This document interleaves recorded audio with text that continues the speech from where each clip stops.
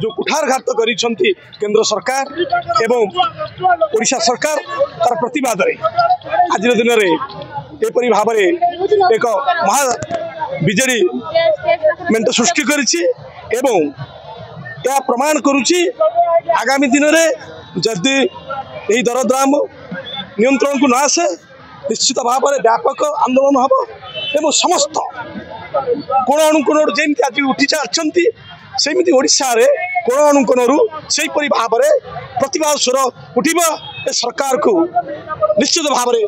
मुहूर्त जवाब दब यह सी तो निर्बल भावमूर्ति ओडिशावासी से समस्त हृदय अच्छा विगत दिन में जो पड़ी इलेक्शन है आपण समस्ते जानी निश्चित भाव में से पराजय स्वीकार किंतु ओडिशावासी कही हेले नवीन पट्टनायक को हृदय विदा कर भावुची खूब कम दिन भितर पुणी से भावमूर्ति उज्जीवित हम